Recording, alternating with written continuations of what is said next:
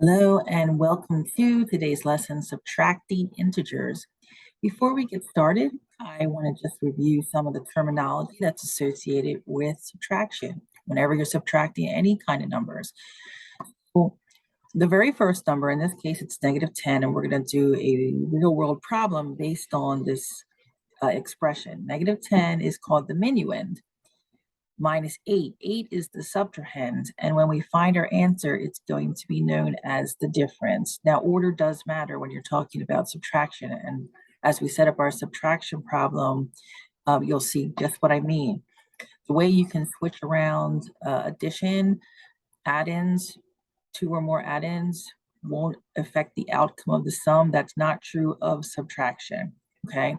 So the key to remembering what to do when you face a subtraction of integers problem are 3 simple words: add the opposite. So we're adding the opposite when we're talking about subtraction. So notice here that the -10 is going to stay the same. This subtraction sign becomes an addition sign. So there's your adding. The opposite of 8 is -8. There's your opposite. That's it. Change this equation from a subtraction to an addition problem by adding the opposite.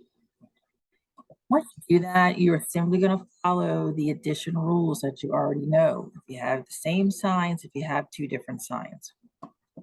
Okay, so let's jump in with a real world problem. And I thank the student for giving me this great example of having an in-ground pool. Here's our cement. Here's our pool, and where it's level, we're going to consider that 0 feet. If we jump above the surface of the water and the level pavement, then we will be in the positive.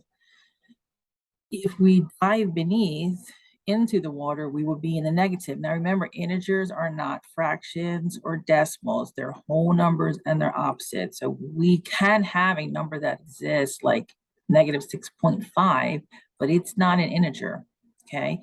A -6 or -7, right, would be an integer. At -6.5 would be between that. That would not be an integer. It is a number. But we're dealing with integers today, and we're going to use this problem of jumping into the in-ground pool and then coming up again. Okay, so we're going to take the highest point of the jump, which is going to be 8 feet. So in the positive, the highest that she's going to jump, she reaches a height of 8 feet. When she dives in, the lower she goes into the water before she starts coming back up again here is going to be -10 feet. So we are looking for the difference or the distance between these numbers. Okay, so then the highest point, the lowest point, what is the difference between them? What's the measurement? So we're going to take the 8 feet here, the -10 feet here. How do we do that? All right, let's set up our problem. So in this case, we're setting up -10 minus 8. Why? Because you want to think when you're setting up a subtraction problem, just like the Harry Styles song, it's not the same as it was. The is going to be the first numbers. See, now is at -10. She was at +8 first. She now is at -10. So that -10 becomes our minuend, right? That's the is. She was at 8. That's the was. That's our subtrahend. Remember the rule. Add the opposite. We keep that -10. We change to a plus sign. And then +8's opposite is -8. We now have to follow the addition rules. -10 plus -8. When we have the same sign, we keep it and just add the values. So this would be -18 feet difference. And there's our answer, -18. Okay, so try this one. The first rule is to add the opposite. -12 stays the same. We have -4, so we add -4. Now we just simply follow our addition rules. We have a negative and a negative. So -12 plus a -4 is going to be a negative 16. Add the values, keep the sign. Let's try another one. 15 minus 18, add the opposite. That would be 15 plus a negative 18. Now you've set up an addition problem. Follow your addition rules. So look, you have negative and a positive, and the negative has a greater value, right? In the sense that if you laid chips down, you would have 18 red chips and 15 yellow chips. So you know that your answer is going to be negative, and you simply find the difference, okay? In this case, it's going to be a negative 3. Let's do one more. You are adding the opposite. Now remember, when you have minus and negative, take these two lines and form a plus. That's just the shortcut, because adding the opposite is negative 16 stays the same, plus sign, and then negative 2 becomes a positive 2. Again, we have a situation where we have two different signs, so we go with the sign that has the greater value, the one which we would lay more chips down, right, if we were modeling this, and the difference is going to be what? A negative 4. That's not correct. This should be a negative 14. Okay, so always your teacher's error. So negative 14, we'll cross that out, right? Let's practice some more. And I always tell my students, your teacher could be wrong. So if you think that doesn't look right, always ask and challenge if you come to that situation. Let's do iExcel.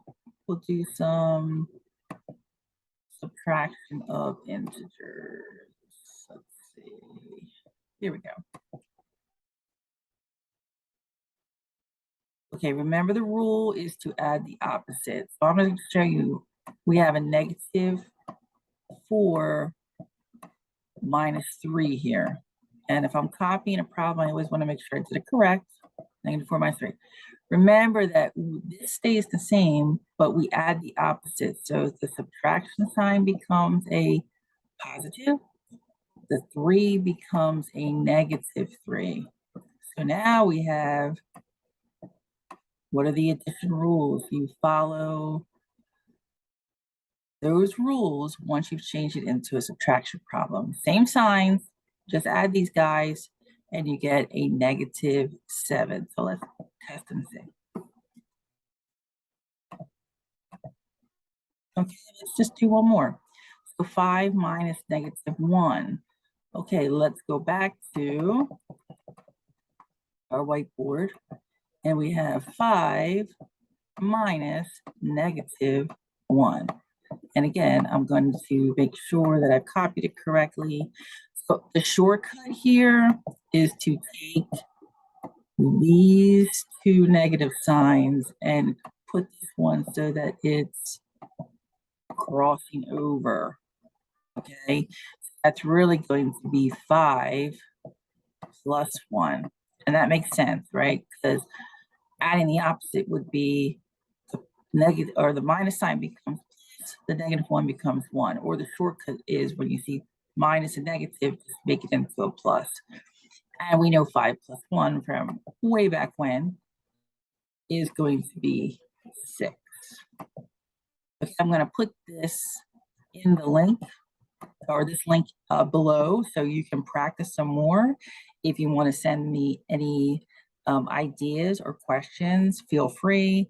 Hope everyone has a great day. Keep practicing subtracting integers by just remembering to add the opposite, then follow the addition rules.